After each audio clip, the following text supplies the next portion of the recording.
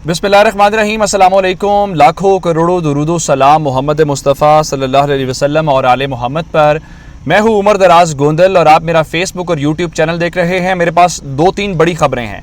एक, आज अमली तौर पे शहबाज शरीफ हुकूमत जो है उसके जो पर है वो काट दिए गए हैं, जिसका मतलब ये है कि इस हुकूमत की जो अमलदारी है वो मुकम्मल तौर पे ख़त्म हो चुकी है। और अगर दूसरे लफ्ज़ों में कहा जाए तो हुकूमत ख़त्म हो गई है। अब बाकी उनकी मर्ज़ी है कितने दिन तक उसको खींचना चाहते हैं। क्या कुछ हुकूमत के ऊपर पाबंदियाँ लग गई हैं, अब हुकूमत क्या कुछ नहीं कर सकती, और जो काम आपने करना था, जो आपका मकसद और आपका मिशन था, वो तो आपको पूरा नहीं हो सकता। तो अब आप हुकूमत में बैठ के क्या करेंगे, ये पहली बड़ी स्टोरी है। दूसरी खबर, जो जिस मोमेंट के ऊपर मैं ये वीडियो बना रहा हूँ, आप तक चीज़ें पहुँचा रहा हूँ, इस वक्त वज़ीर आज़म हाउस के अंदर एक हंगामी किस्म का इजलास तलब कर लिया गया है। और वो हंगामी इजलास ये है कि वज़ीर आज़म के तमाम तर मसरूफियात, जो उनकी आज जितनी मीटिंग्स थी, जितनी इंगेजमेंट्स थी, उनको कैंसिल कर दिया गया है। और उसके बाद ये कहा गया है कि आप फौरी तौर पे कुछ इंतजामात करें। वो इंतजामात क्या हैं वो भी आपके सामने रखूंगा। और फिर उसके अलावा आज सुबह सवेरे एक डेडलाइन आई, जिसका मतलब ये है कि चंद घंटों की बात है और चंद घंटों के बाद ये मामला अपने इख्तिताम को पहुंचने वाला है। कितने घंटे की डेडलाइन है, क्या शर्तें रखी गई हैं, और क्या उसके अंदर कि अगर ये हो जाए तो ये कर देंगे, ये नहीं होगा तो हम ये नहीं करेंगे। और दूसरी जानिब खबरें ये हैं कि जी हुकूमत के ऊपर बहुत ज़्यादा दबाव डाला जा रहा है। ये कौन दबाव डाल रहा है,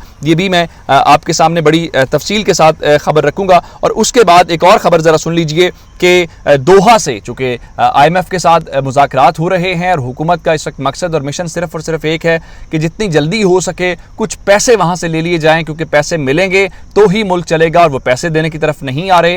ये तमाम तर तफसीलात आपको इस वीडियो के अंदर मिलेंगी। लेकिन अगर आपने अभी तक चैनल सब्सक्राइब नहीं किया और आप चाहते हैं कि आपको मुस्तनद और बरवक्त खबरें मिलती रहें, तो हमारा चैनल सब्सक्राइब कर लीजिए, बेल आइकन के ऊपर क्लिक कर लीजिए, ताकि हमारी आइंदा आने वाली वीडियोज़ बर वक्त आप तक पहुँच रहे। मैं आपको इसलिए कह रहा हूँ कि ये एक बुनियादी तौर पर सियासी धमाका है। सियासी धमाका किस लिए है? ये सियासी धमाका इसलिए है कि इस हुकूमत के आने का सिर्फ़ और सिर्फ एक ख़ास मकसद था, लेकिन वो मकसद ख़त्म हो गया। वो मकसद क्या था? वो मकसद ये था कि आपने आके फौरी तौर पे केसेस ख़त्म करने थे, आपने नवाज़ शरीफ को क्लीन चिट दिलवानी थी, आपने मरियम बीबी का नाम क्लियर करवाना था। और इसी बात के ऊपर नवाज़ शरीफ जो है लंदन बैठ के गुस्से में थे और उन्होंने अपने इन कारकुनान से कहा है कि आप मुझे बताएं इस अरसे के दौरान आप लोगों ने क्या किया है। आपने जो वादे वईद मेरे साथ किए थे वो मसले का हल नहीं हुआ, लेकिन आज करना वो सवा इन्होंने था। आज इस हुकूमत को अमली तौर पे ख़त्म कर दिया गया है। जिस हुकूमत के पास किसी अफसर को पोस्टिंग करने की, उसका ट्रांसफ़र करने का इख्तियार भी उसको हासिल ना हो, तो उसके बाद उसके पास क्या रह जाता है? अखलाकी तौर पे आज गवर्नमेंट ख़त्म हो गई है। अब अगर इसके बाद भी ये हुकूमत को रहना चाहते हैं, असम्बली तहलील नहीं करते, इलेक्शंस की तरफ नहीं जाना चाहते, तो फिर एक बात तो तय है कि ये आराम से जाना ही नहीं चाहते, ये खामोशी के साथ जाना ही नहीं चाहते। इनका मकसद कुछ और है। अब आपको अंदाज़ा है कि कल रात को एक हंगामी तौर पे आज खुद नोटिस लिया गया। ये पहला खुद नोटिस था। उसके अंदर चूँकि बहुत सारी बातें हैं, ऑफिसर्स की जान जाना, प्रोसिक्यूशन के जो एविडेंस है उसका रिमूव होना, और निज़ाम इंसाफ के अंदर मुदाखलत, ये अदालत के अल्फाज थे। आज 5 रुकनी बेंच ने वहाँ पे समात की, जो अटर्नी जनरल अशतर औसाफ साहब हैं वो भी मौजूद थे। और उसके बाद अदालत ने आज इस हुकूमत की पूरी बुनियाद को हिला के रख दिया। अब आप कहेंगे कैसे? सबसे पहली बात सुनिए, हाई प्रोफाइल केसेस कौन से हैं? खुद वजीर आजम का केस है, खुद वजीर आला पंजाब का केस है, खुद शरीफ खानदान के केसेस हैं, खुद काबीना के केसेस हैं, जरदारी साहब के केसेस हैं, बाकी तमाम जमातों के केसेस। उन तमाम केसेस के अंदर उन्होंने तबादले और जो तकर्रियाँ करने का हुकूमत का इख्तियार है उसके ऊपर पाबंदी लगा दी है। अब हुकूमत ये काम नहीं कर सकती, तो फिर आप कर क्या सकते हैं? फिर आप कुछ भी नहीं कर सकते। और उसके अलावा आपको अंदाज़ा होगा कि FIA ने कहा था कि जो शहबाज शरीफ का केस है उस केस के अंदर जी हम मज़ीद वो पिटीशन उसको हम जो उनके ख़िलाफ़ है उसको हम उन प्रोसीडिंग्स को, मैंने पिटीशन कह दिया, उन प्रोसीडिंग्स को फॉलो नहीं कर सकते। वज़ीर आज़म साहब मसरूफ़ हैं। अदालत ने आज पाबंद किया है FIA को और NAB को कि एक तो वहाँ पे कोई तकर्रियाँ तबादले नहीं होंगे, क्योंकि डॉक्टर रिजवान की भी बात हुई, उनकी मौत की बात भी हुई, तशवीश का इजहार भी किया गया।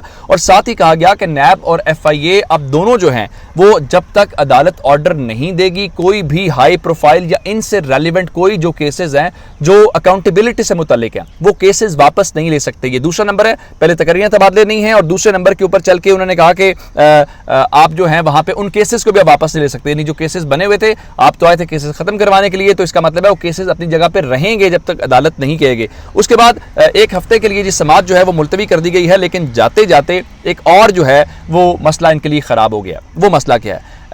चूंकि आधी से ज़्यादा काबीना इंक्लूडिंग प्राइम मिनिस्टर और इंक्लूडिंग चीफ मिनिस्टर पंजाब और मरियम बीबी, इन सब के नाम ECL के अंदर शामिल थे, लेकिन पिछले हफ्ते में इन्होंने हंगामी तौर पे नाम ECL से निकाले, जिसके बाद ये सब गए उम्रा करने के लिए, सऊदी अरब गए, और उसके बाद जो है इन्होंने वहाँ पे गए जी लंदन में नवाज शरीफ के साथ मुशावरत करने के लिए, और कहा गया जी वो पार्टी हेड हैं तो हम उनके साथ मुशावरत कर रहे हैं। आज अदालत ने पिछले 6 हफ्तों के दौरान, यानी इस हुकूमत के आते हुए और फिर इमरान खान की गवर्नमेंट के दौरान भी, कितने ऐसे नाम हैं जिनको ECL से निकाला गया। अगर वो फहरिस्त आ गई, वहाँ पे भी अदालत ने पाबंदी लगा दी, तो फिर आप नवाज शरीफ से मुशावरत करने कैसे जाएंगे? मुल्क का वजीर आज़म मुल्क से बाहर नहीं जा सकता, तो इससे बड़ी शर्मिंदगी कोई और हो सकती है। इसका मतलब वही मैं जो आपको कह रहा हूँ कि अखलाकी तौर पर हुकूमत जो है वो ख़त्म हो गई है। लेकिन हुकूमत ख़त्म होने की बातें भी सुनिए। इस वक्त वजीर आज़म हाउस के अंदर एक हंगामी इजलास जारी है। मोहम्मद मालिक जो सीनियर तर्जियाकार और सहाफ़ी हैं, उन्होंने खबर ब्रेक की है कि शायद वो जो 1 पेज वाली बातें थी वो 1 पेज फट गया है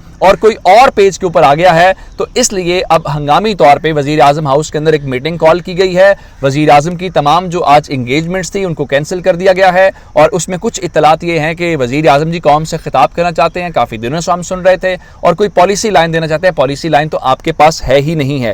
अब वहाँ से क्या फैसला आता है, इजलास से कोई खबर आएगी तो हम फौरी तौर पर आपसे शेयर करेंगे। लेकिन मैं आपको एक और खबर दे देता हूँ। आज इंसार अब्बासी साहब जो पहले भी कह चुके थे, 1 हफ्ते की डेडलाइन उन्होंने दी थी कि 1 हफ्ते के अंदर अगर पेट्रोलियम मसनूआत ना बढ़ी तो इसका मतलब ये होगा कि असेंबली डिसॉल्व हो जाएगी। आज उन्होंने 48 घंटे की डेडलाइन दी है कि अगले 2 दिनों के अंदर अगर गवर्नमेंट को ये एश्योरिटी ना दी गई, गवर्नमेंट एश्योरिटी ये मांग रही है कि हमें ये बताया जाए कि क्या हमारी गवर्नमेंट अगले साल अगस्त तक स्टे करेगी। अगर स्टे नहीं करेगी तो फिर हम असेंबली डिसॉल्व कर देते हैं। अब सवाल ये पैदा होता है कि ये तो कहते थे कि हम बड़े उसूल परस्त हैं, हम तो वोट को इज्जत देने की बात करते हैं, तो किससे गारंटी मांग रहे हैं?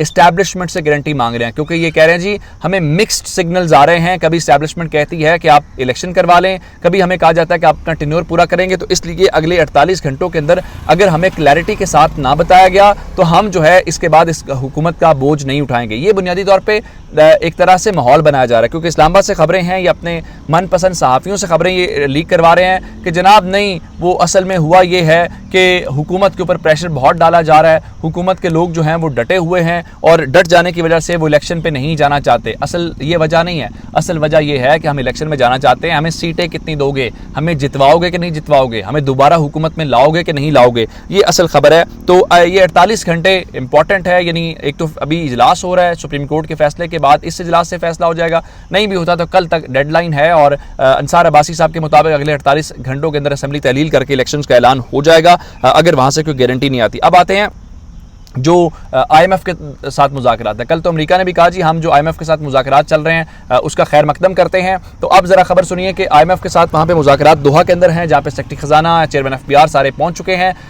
इन्होंने IMF को कहा है जी आपके तमाम जो दिए हुए अहदाफ थे वो पूरे हो गए हैं, और उसके बाद जो कल तक इमरान खान को तनकीद का निशाना बनाते थे, आज उन्होंने वहाँ पे IMF को कहा है कि आपके जितने भी बाकी मुतालबे हैं हम वो तस्लीम करने के लिए तैयार हैं। एक तो हमारे पैसे बढ़ाएं, फिर कर्ज की मुद्दत की तौसी करें, लेकिन पैसे ज़रूर दें। लेकिन अभी तक IMF पैसे नहीं दे रहा, तो आज कल या इन दिनों में अगर IMF ने पैसे ना दिए, इधर से सुप्रीम कोर्ट का फैसला है और उसके बाद डेडलाइन है, तो उसके बाद तो फिर इस हुकूमत का जाना वो कहते हैं ना कि वाज़े रोज़े रोशन की तरह आया है। तो अब इस हुकूमत के पास टाइम नहीं है, सिर्फ और सिर्फ वो गवर्नमेंट को रगड़ के खींच के शायद कुछ दिन जो है खींचना चाहते हैं। अपना बहुत सारा ख्याल रखिएगा। खुदा हाफिज़।